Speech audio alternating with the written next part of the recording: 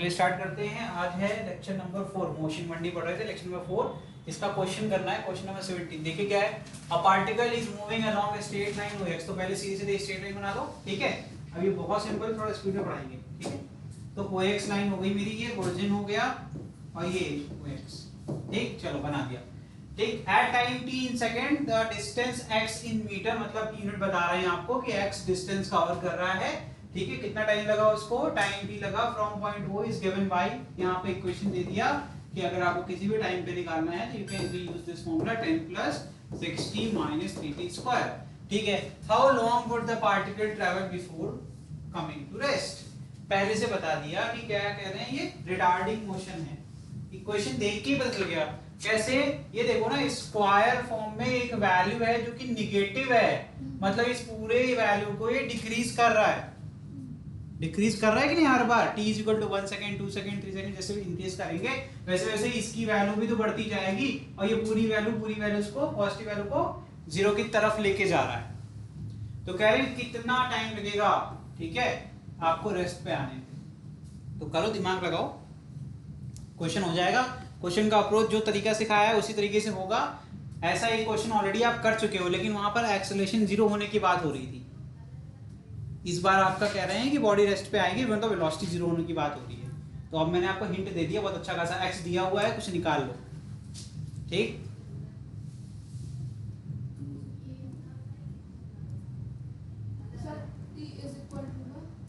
कितना करो, अभी हम देख करके बताएंगे, देखेंगे करके।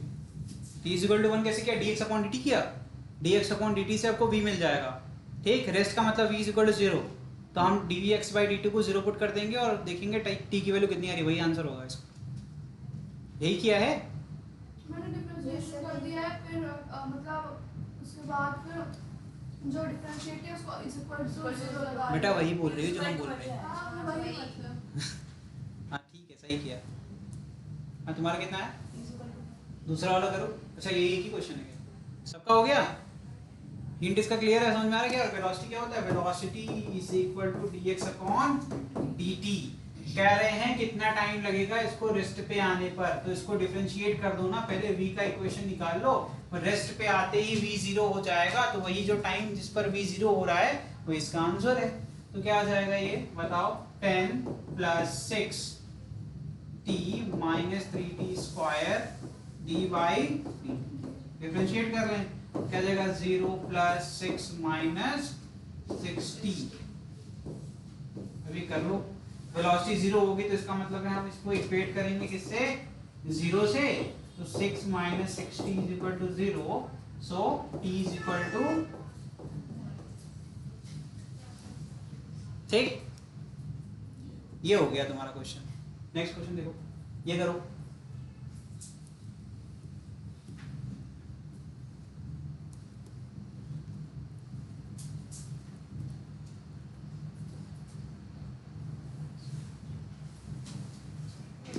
इसमें दो चीजें हैं, देखो दो क्वेश्चन है इसमें।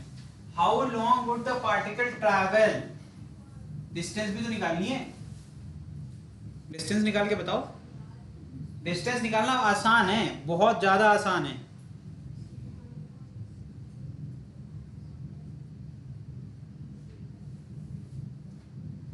डिस्टेंस निकालने के लिए क्या अप्रोच रखोगी तुम, तृप्ति बताओ। डिस्टेंस निकालने के लिए क्या करना चाहिए, क्या हो गया इतना, क्या मतलब सब एक भूला भूला हो गया क्या है। अरे कुछ तो याद होगा ना, कुछ ऐसा तो है नहीं कि बहुत कठिन क्वेश्चन पूछ रहे हैं। इन सब से ज्यादा तुम्हें नॉलेज है आई थिंक, यही पढ़ी हो ना कहीं और। ऐसा क्या पूछ दिया हमने, अरे बाबा कॉमन सेंस है, यहाँ पर से t इज इक्वल टू 0 होगा, बॉडी रेस्ट पे आ रही है, ऑलरेडी हमने क्वेश्चन को सॉल्व कर लिया है, तो मोशन 0 से 1 के बीच में हो रहा है। तो अगर मुझे डिस्टेंस कवर निकालना है तो मैं x1 निकाल लूंगा for t is equal to 0, form सामने लिखा हुआ है 10 मीटर है, इनिशियली वो 10 मीटर पे ऑलरेडी है, ठीक। और हम यहाँ पर x2 निकाल लेंगे for t is equal to 1 second, कितना आ जाएगा 10 प्लस 6 माइनस 3, यही तो होगा, दैट इज 13 मीटर। यही तो चेंज निकालेंगे तो चेंज कितना आ जाएगा x2 माइनस यही तो डिस्टेंस कवर्ड है that is equal to 13 minus 10 is equal to object आपका 3 मीटर चला। खत्म। ये सवाल है। कैसे सवाल नहीं कर पा रहे हो आप लोग? सामने सामने है। इससे भयंकर सवाल कर लिया और ये नहीं कर पाए, इसमें कुछ नहीं था। ठीक, नेक्स्ट ये करो। Acceleration of particle moving in straight line varies with its displacement. तो कह दिया ऑलरेडी कि acceleration is a function of displacement. किस पे डिपेंड करता है? उसी को कहते हैं फंक्शन। तो a इज इक्वल टू क्या दिया है क्वेश्चन में? क्वेश्चन में दिया a is equal to 2s plus 1। हर बार s और x एक ही चीज को रिप्रेजेंट करते हैं, बता दे रहा हूं, बार बार यूज करेंगे क्योंकि हम, ठीक है, x भी डिस्प्लेसमेंट और डिस्टेंस को रिप्रेजेंट करने के लिए इस्तेमाल किया जाने वाला वेरिएबल है और s तो आपका जनरली यूज करते हैं। आगे देखिए, velocity of particle is zero at zero displacement. कहना डिस्प्लेसमेंट जब जीरो होगा तो वेलोसिटी जीरो होगा। Find the corresponding velocity displacement equation. तो रिलेशन निकालना है velocity with respect to displacement. एक दिया हुआ acceleration with respect to displacement दिया, आपको वेलोसिटी को डिस्प्लेसमेंट के फॉर्म में फॉर्मूला बनाना है। बहुत आसान है, बार बार ये करा करा के इंटीग्रेशन डिफरेंशिएशन की प्रैक्टिस आपकी हो रही है और कुछ नहीं।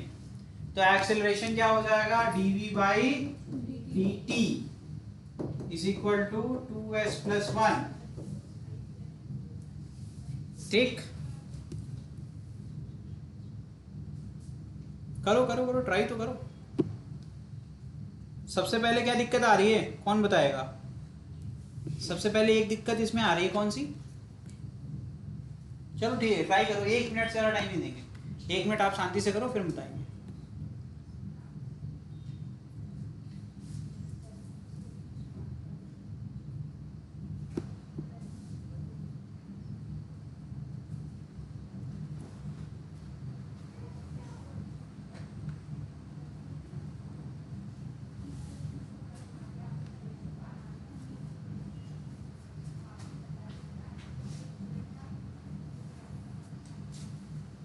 चलिए हो गया। देखो सर, यहाँ पे जो वेरिएबल है अगर क्रॉस मल्टीप्लाई करेंगे हर बार की तरह फटाफट यही क्या होगा आपने 2s प्लस 1 इंटू dt और इंटीग्रेट करने की कोशिश करोगे। कर क्यों नहीं पाओगे? क्योंकि आप कहोगे सर वेरिएबल मैच नहीं कर रहा जिसके रेस्पेक्ट में करना है, यहाँ ds होना चाहिए था। ठीक, तो चेंज ऑफ वेरिएबल भी तो मैंने ही पढ़ाया है, तो उसके लिए हमें जो चाहिए हम वो अपन ले आने के लिए क्या करते हैं? मल्टीप्लाई और डिवाइड करते हैं हमेशा। क्या करते हैं? मल्टीप्लाई और डिवाइड। तो अपने को ds चाहिए था तो ds से मल्टीप्लाई कर दिया और डिवाइड कर दिया। ठीक, अब यहाँ पर ये 2s प्लस 1, क्योंकि आप कहोगे सर इधर क्यों नहीं करवा रहे भैया, बोथ साइड करने की क्या जरूरत है, ये तो 1 है, ds ds तो कट जाएगा, तो ds अपॉन dt क्या होता है? वेलोसिटी होता है कि नहीं, इनटू dv अपॉन क्या है? ds। अब मैं क्रॉस मल्टीप्लाई करूंगा तो मेरी प्रॉब्लम सॉल्व हो जाएगी? यस हो जाएगी। अब यहाँ से फटाफट करके देखो, यहाँ से हो जाएगा v dv is equal to, मैं इसको मिटा रहा हूं,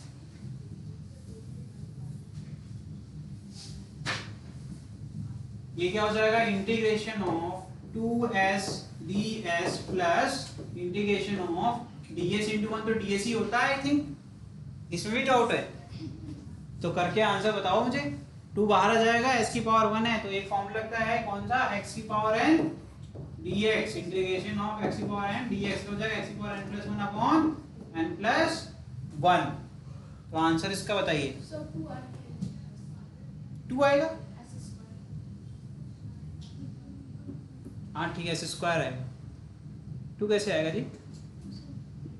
जल्दीबाजी में 2 निकल जाते हैं। करो करो करो। तो इंटीग्रेट कहां से कहां तक करोगे? 0 टू b, वैसे लिखने की जरूरत नहीं है इस केस में, लेकिन फिर भी लिख देते हैं। तो क्या आ जाएगा आपका बताओ? b square by 2 is equal to 2 बाहर आ जाएगा into s square by 2 plus s। मैंने लिमिट पुट कर दी है, आप भी पुट करके देखोगे तो यही आंसर आएगा। ठीक है, तो ये क्या हो जाएगा? v square by 2 is equal to s square plus s। तो v इज इक्वल टू क्या आ जाएगा? क्रॉस मल्टीप्लाई कर ही लोगे कि नहीं कर पाओगे? तो क्या आ जाएगा? v square is equal to 2s into s plus 1। अरे ये क्या कर दिया? s कॉमन ले लिया भाई साहब, तो s स्क्वायर से बचेगा s, उधर बचेगा 1, फिर 2 को मल्टीप्लाई कर दिया। ये अब यहाँ पर v इज इक्वल टू क्या जाएगा? Under root 2s into s plus 1। ये इसका आंसर है। कोई दिक्कत? यहाँ तक कोई दिक्कत? ये दिख नहीं रहा नीचे वाला क्वेश्चन, इसको ऊपर लिखेंगे। इज इक्वल टू क्या आ जाएगा? v is equal to under root 2s into s plus 1। कोई दिक्कत? इसका आंसर ठीक है। ठीक है महक, शिवांश, डन? नहीं आया आप लोगों को? आ गया? हर्षित? चलिए ठीक है, ऑल इज वेल चल रहा है मतलब। हाँ, नेक्स्ट लिखो, लिख लो। तो देख रहे थे कौन लिख रहा है कौन नहीं लिख रहा। ये देखिए आगे बढ़ते हैं। चलिए, इक्वेशन ऑफ मोशन 3 होते हैं मेजरली, 9th क्लास से पढ़ा था पहली बार। कौन से? v = u + at। ठीक है। अच्छा, इस चैप्टर और अगले चैप्टर में अंतर क्या होता है? जब हम मोशन पढ़ते हैं तो हम सिर्फ मोशन के बारे में बात करते हैं, डिस्टेंस, डिस्प्लेसमेंट और मोशन हो रहा है उसको ऑब्जर्व करना है और डिफाइन करना है किस टाइप का मोशन हो रहा है। अगला जो चैप्टर आएगा, मोशन वाला चैप्टर जब खत्म हो जाएगा, मतलब मोशन 1D और 2D दोनों खत्म हो जाएगा, तो पढ़ेंगे कॉज ऑफ मोशन, कि मोशन क्यों हो रहा है। उसे कहते हैं न्यूटन्स लॉ ऑफ मोशन। तो कहते हैं force is a cause of motion, है ना। और अभी जो पढ़ रहे हो क्या, हम जो मोशन हो रहा है उसको ही हम रिप्रेजेंट कर रहे हैं, उसी को दिखा रहे हैं। तो ये क्या है? मोशन को रिप्रेजेंट करने वाले इक्वेशंस है। ठीक है। तो यहाँ पर पहला इक्वेशन होता है v = u + at, जहां पर v क्या है? आपकी फाइनल वेलोसिटी, और u क्या होती है? आपकी इनिशियल वेलोसिटी। जब ऑब्जेक्ट मोशन करना स्टार्ट करता है, जिस वेलोसिटी से करता है उसको u कहते हैं। जब वो मोशन एंड होता है, जिस पॉइंट पर आपका लास्ट पोजीशन होता है, जहां तक ऑब्जर्व कर रहे हैं वो फाइनल हो गया। ठीक है। फिर एक्सेलरेशन क्या है आपका? ये कांस्टेंट हो भी सकता है, और इस केस में जब हम लेते हैं तो इसमें कांस्टेंट लेते हैं, चेंजिंग एक्सेलरेशन नहीं लेते हैं। ठीक। फिर s क्या रिप्रेजेंट कर रहा है? डिस्प्लेसमेंट, और displacement in the nth second. ये जो इक्वेशंस हैं आपके डिस्प्लेसमेंट के रिस्पेक्ट में बात हो रहे हैं, क्योंकि वेलोसिटी का फॉर्मूला बनाया। अगर स्पीड के फॉर्म में इसी इक्वेशन को लिखोगे तो यही s बन जाएगा डिस्टेंस। ठीक है, क्योंकि फिर आपका रिस्पेक्ट बदल गया।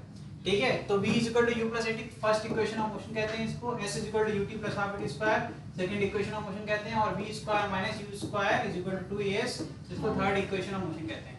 ठीक है। तो यहाँ पर ये एक फॉर्मूला है आपके लिए। अगर किसी ने बोल दिया कि 10th सेकंड में कितना डिस्प्लेसमेंट हुआ, किसी nth सेकंड की बात हो रही है, उस केस के लिए सॉल्व करने के लिए ये फॉर्मूला है, क्योंकि थोड़ा सा आगे पीछे टाइपो एरर हो गया तो मैं ठीक कर रहा हूँ। u + 1/2a × 2n - 1। ठीक है। किसी पर्टिकुलर, देखो सेकंड की बात हो रही, किसी nth सेकंड में बोल दिया डिस्प्लेसमेंट निकाल के बताओ, तो हम ये फॉर्मूला यूज करके डायरेक्टली क्वेश्चन को सॉल्व कर लेंगे। ये बहुत काम का है। ठीक है। ये क्वेश्चंस में आपको मिलेगा, प्रीवियस ईयर क्वेश्चंस करोगे तो उसमें ये फॉर्मूले की जरूरत आपको दिखेगी। ठीक। एक और रिलेशन होता है, अगर हम एवरेज वेलोसिटी की रिलेशन बात करें तो s = होता है v एवरेज इनटू टाइम। ये तो आई थिंक समझाने की जरूरत भी नहीं है, क्यों कर रहे हैं, ये तो पढ़ के आ रहे हैं अभी पीछे। Average velocity is total displacement upon total time, तो क्रॉस मल्टीप्लाई तो कर ही सकते हैं हम लोग। ठीक, ये हो गया। फिर v + u/2 ये भी होता है एवरेज वेलोसिटी का फॉर्मूला। ठीक। और यहाँ पर देखिए s = vt - half v² मान सकते हैं। ये कैसे कर दिया बताओ? ut है, इसको v हटा के u कर दो, या हम कह सकते हैं कि ये रिटार्डिंग मोशन है। चलो ठीक है, ये मैं आपको एक्सप्लेन करता हूँ अच्छे से, क्योंकि आपके चेहरे उड़े हुए हैं। इसके कई केसेस हो सकते हैं, मैं इसको u के फॉर्म में भी लिख के बता सकता हूँ। ठीक है।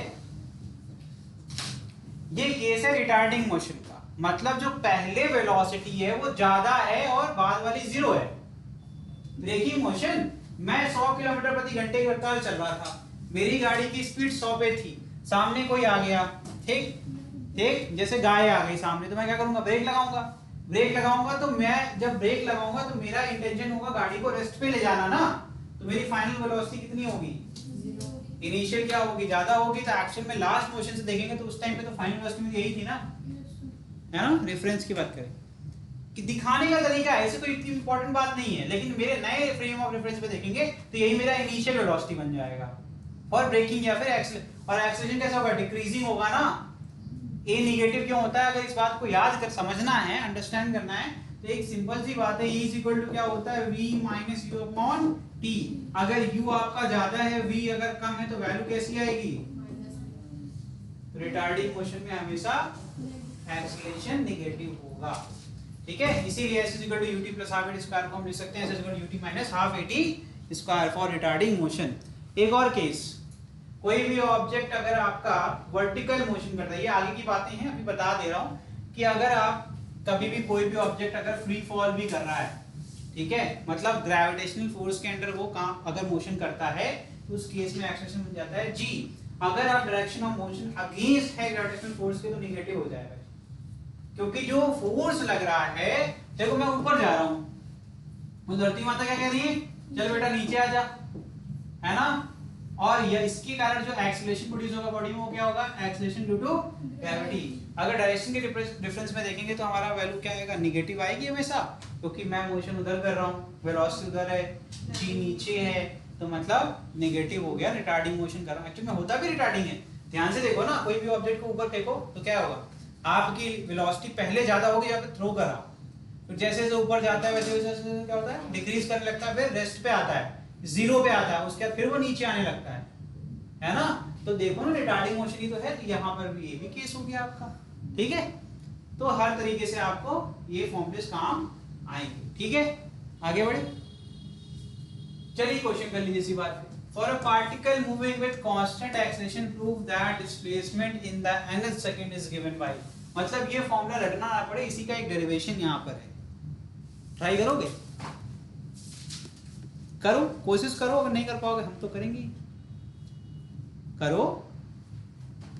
चलिए देखिए, बहुत सिंपल सा डेरिवेशन था इसका।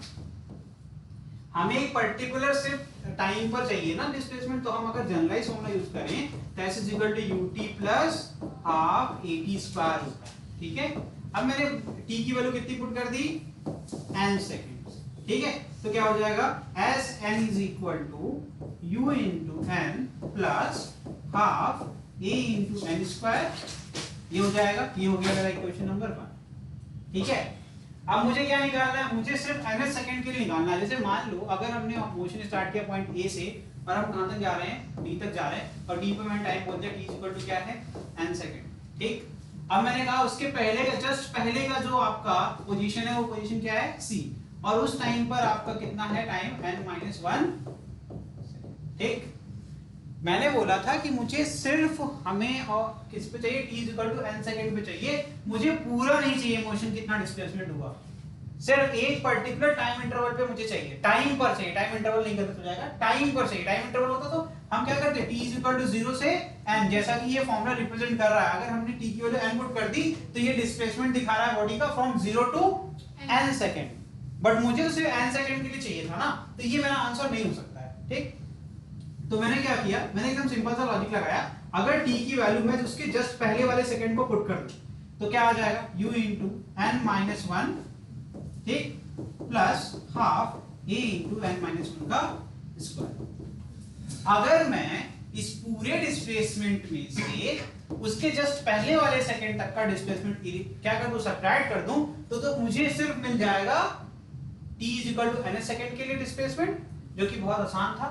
तो हम यहां से करेंगे sn minus sn-1, so we will get this u plus, आप ये कर सकते हो घर पे, बहुत आसान है, इतना टाइम इस पे वेस्ट नहीं करेंगे, 2n माइनस, ठीक है, ये इसका, इसे कहते हैं s, इसी फॉर्मूले कहते हैं snth, ठीक है। ये हो गया तुम्हारा डेरिवेशन, इतना सिंपल सा डेरिवेशन था, ठीक है। नहीं कर पाओगे,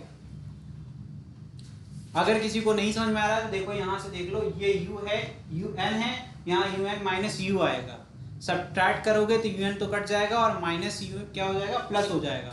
नहीं आ रहा है, लिख के दिखा देते हैं, sn माइनस sn-1 कैसा दिखेगा, देखो un plus half an square, यहाँ तक तो कोई दिक्कत नहीं है, माइनस un, ब्रैकेट ओपन कर दिया मैंने, पहले मल्टीप्लाई कर लो, माइनस un हो जाएगा, प्लस un था, फिर माइनस क्या जाएगा, प्लस u होगा, फिर यहां क्या जाएगा, minus half a into n-1 square, देखो un कट जाएगा, बचेगा क्या, u प्लस, अब यहां क्या बचा, half an square minus half an minus 1 का होल स्क्वायर। इसको सॉल्व करोगे यू विल गेट दिस।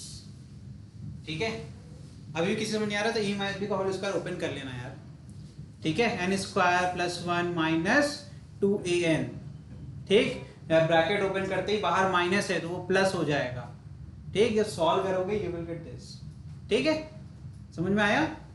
तो ये है इसका डेरिवेशन। चलो आगे बढ़ते। यहाँ पे concept of stopping distance and stopping time. जब बॉडी को आप किसी मूविंग बॉडी को स्टॉप कर रहे हैं उस टाइम पर जो वो डिस्टेंस कवर करता है उसे कहते हैं स्टॉपिंग डिस्टेंस, और जितना टाइम लगा उसको रेस्ट पे ले आने में उसे कहते हैं stopping time. A body moving with velocity u is stopped by application of brakes after covering a distance। इसी को मैं बता रहा था रिटार्डिंग मोशन, जो इतनी देर समझाने की कोशिश कर रहा हूँ आपको।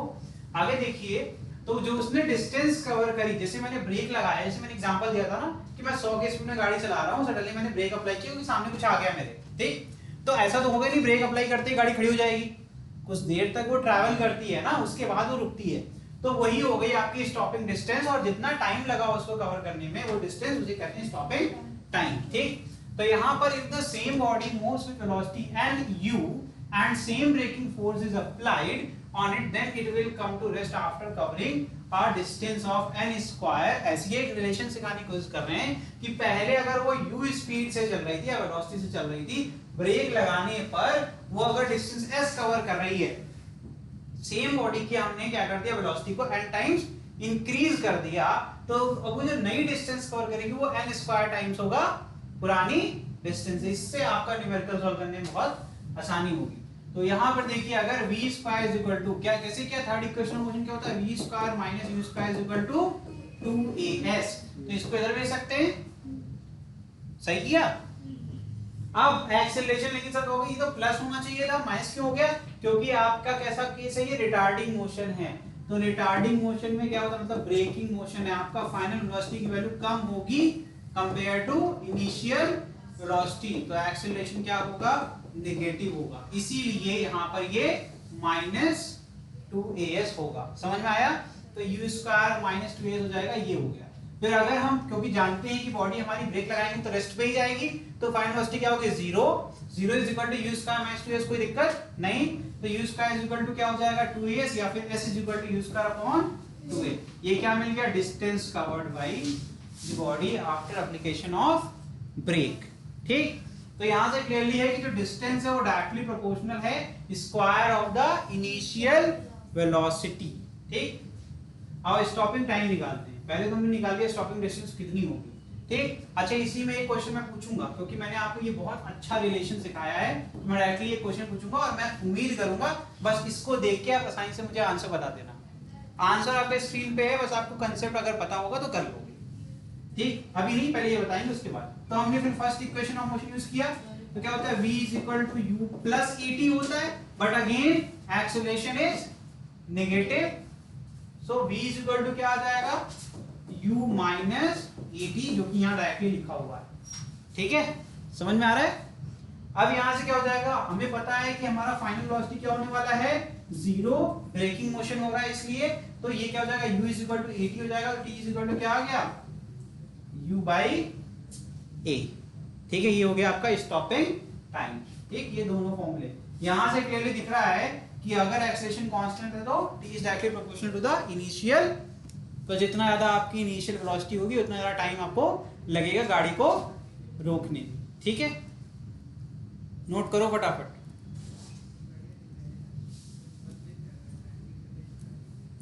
यहां तक कोई दिक्कत?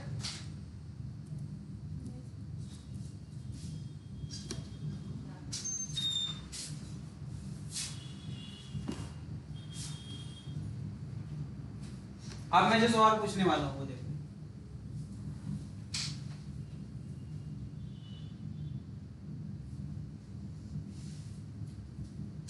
दो सवाल पूछूंगा, दोनों में आपको बताना है। ठीक है, मैंने क्या बोल दिया, मैंने बोल दिया कि मैंने जो इनिशियल वेलोसिटी है is increased 10 times of previous value. ठीक है, then न्यू एस डैश लिख रहा हूं मैं इसको, new distance, stopping distance and time आपको बताना है। एंड टाइम होगा, चलो बहुत बढ़िया। एंड टाइम कितना, एंड की वैल्यू कितनी है मेरे क्वेश्चन में 10, बहुत बढ़िया। तो ये होगा टी डैश, तो बड़ा आसान था। कैसे, यहीं से दिख गया कि t इज directly proportional to initial velocity. जितने टाइम्स u इंक्रीज होगा उतने टाइम्स t इंक्रीज हो जाएगा। तो ये हो गया 10t, ठीक। t हमने पहले ये निकाला, ये ओपन है। s डैश कितना हो जाएगा, s dash is equal to कितना आ जाएगा 100, हाँ सही बता रही हो, 100 ऐसे जाएगा, बहुत बढ़िया। कैसे क्या, ये n स्क्वायर को देख लिया, तो n कितना है, n 10 है, 10 का स्क्वायर कितना हो जाएगा 100। तो ये 100 टाइम्स डिस्टेंस इंक्रीज हो जाएगी ऑब्जेक्ट की। समझ में आ गया ना, ये कंसेप्ट ऐसे ही यूज करना डायरेक्टली, बहुत आसान है और ये आपको याद करना है, ठीक। आगे बढ़े, यहाँ पे नोट करके लिखा भी हुआ है। So we can say that u becomes n times, अगर u को n टाइम्स इंक्रीज करोगे तो t भी आपका n टाइम्स इंक्रीज हो जाएगा प्रीवियस वैल्यू के रिस्पेक्ट में, ठीक है। चलो आगे बढ़े, नेक्स्ट सवाल करो ये वाला। ये AIPMT का है क्वेश्चन 2008 का।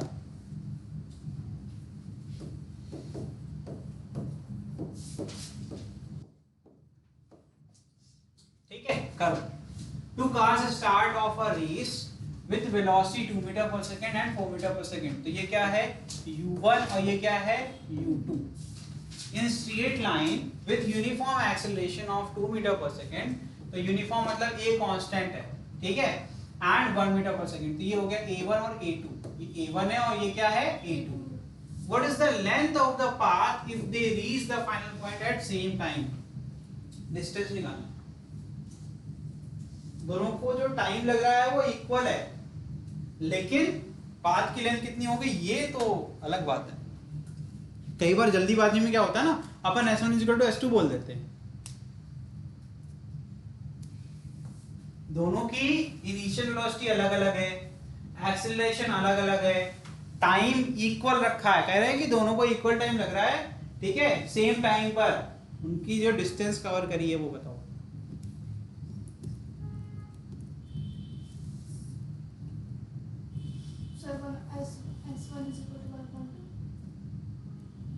आप निकाल लो, देखो पहले s1 = s2 है या नहीं है, s कितना है, डिस्टेंस कितनी कवर कर रहे हैं, ये तो आपका काम है ना।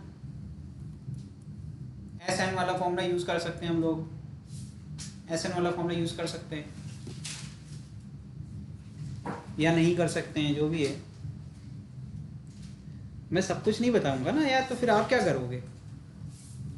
पहले फर्स्ट पार्टिकल सेकंड पार्टिकल के लिए जो रिलेशन आपको समझ में आते हैं वो करो।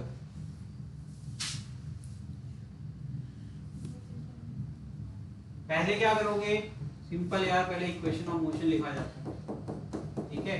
अब देखो कि आपके पहले पार्टिकल के लिए और दूसरे पार्टिकल के लिए क्या क्या एप्लीकेबल लॉज हैं वो आप यूज करो,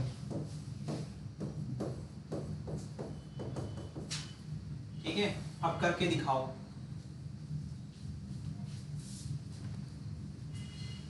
जो वैल्यूज नोन है वो तो निकाल सकते हो ना।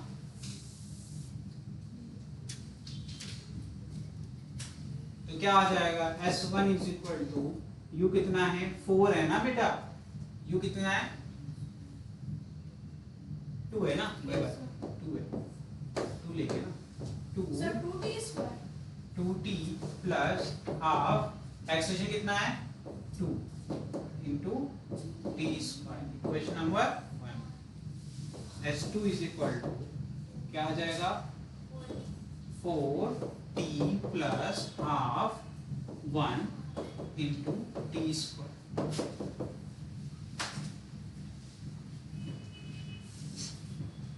करो।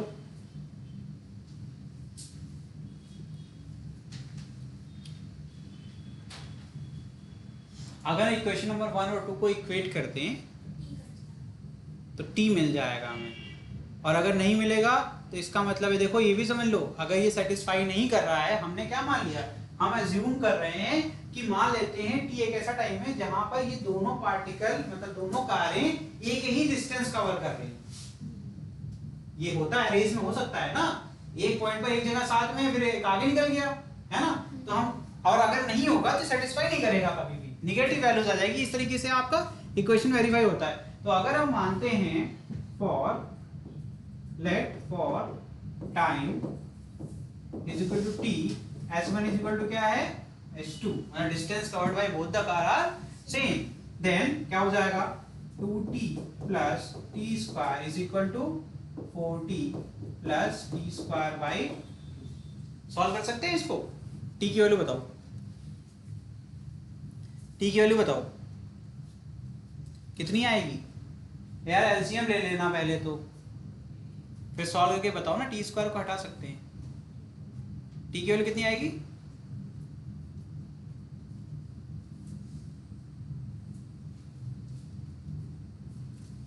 देखो सबको एक तरफ कर लो, ठीक है। तो ये हो जाएगा, बताओ भाई, इसको इधर ले, टी को कॉमन ले ले पहले इसमें से, टी को इसमें से कॉमन ले सकते हैं। लीनियर कैसे बनाया जाता है देख लो भाई, नहीं आ रहा किसी को, टी कॉमन लेके काट दो, तो ये जाएगा 2 plus t is equal to t 4 plus t by, कोई दिक्कत, कुछ गलत कर दिया मैंने, टी तो कॉमन लिया है, ये टी कट जाएगा, ठीक है। आगे देखो, यहां कर रहा हूं, इसके बाद में यहां से कर रहा हूं, कितना हो जाएगा 2 plus t is equal to 4 plus t by 2। अब इस टी बाई 2 को मैं इधर ले आऊंगा और 2 को इधर ले जाऊंगा, तो जाएगा t minus t by 2 is equal to 4 minus 2। T कितना आ गया 2t minus t upon 2 cross multiply करेंगे क्या जाएगा t is equal to 4 second. क्या भाई कुछ गलत है क्या, कुछ गलत किया मैंने? अभी भी किसी कैलकुलेशन दिक्कत हो बता दो यार। एलसीएम लिया 2t माइनस टी अपॉन 2, तो t बाई 2 आ गया और 2 को क्रॉस मल्टीप्लाई कर दिया, 4 हो गया, 2 2 जा 4 होता है, ठीक है। हमें वो टाइम मिल गया जिस पे डिस्टेंस दोनों करना है कवर, वो इक्वल है। अब यही वैल्यू उठा के पुट कर दो एस वाली इक्वेशन में, नहीं हो जाएगा सॉल्व, तो करके बता दीजिए मुझे इसी बात।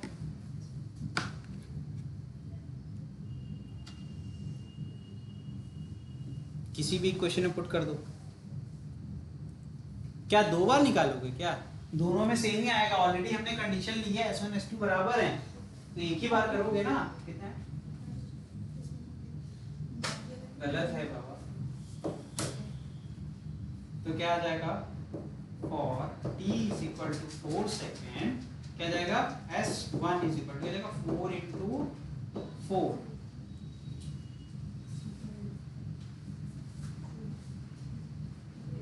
मैंने किस में पुट करा है? दूसरे वाले में पुट किया है ना, दूसरे वाले S2, ठीक।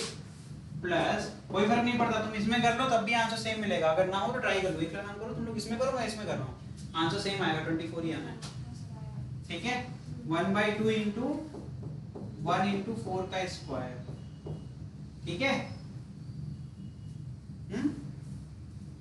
क्या आ जाएगा 16, और इधर क्या आ जाएगा प्लस, बताओ 16/2 कितना हो जाएगा 8, कितना आ गया, यही इसका आंसर, ठीक है। समझ में आया? आगे बढ़े, आ गया? नहीं आया क्या? चल देखिए, आई थिंक हम लोग की वीडियो गड़बड़ हो गई आज, फिर वीडियो रुक गई, बस इसी क्वेश्चन पे रुकी थी शायद, ठीक है। एक बार इसको वापस से दिखा देते हैं वीडियो में, आवाज तो पूरी गई है लेकिन ये वीडियो रुक गई है, हाँ इसी क्वेश्चन पे रुकी है, ठीक है, कोई दिक्कत नहीं। वैसे भी आप लोग इतने तेज हैं, सबका किया होगा, यहाँ से रुकी थी शायद, ये मैंने आपको पूरा समझा दिया था। चलो ठीक है, ये क्वेश्चन करो इसी बात पे। A particle moves in a straight line with uniform acceleration a, acceleration कितना है a है भैया, ठीक है। Initial velocity of the particle is 0, so u is equal to 0. Find the average velocity of the particle in first s distance. Sentence का मतलब है, कर लो 0 to s, नहीं बेटा अभी तो बहुत टाइम है। 6:30 हो गया है। हो गया टाइम? Yes. चलिए ठीक है, तो फिर आज के लिए इतना ही। ये आपका होमवर्क, ठीक है? चलो थैंक यू।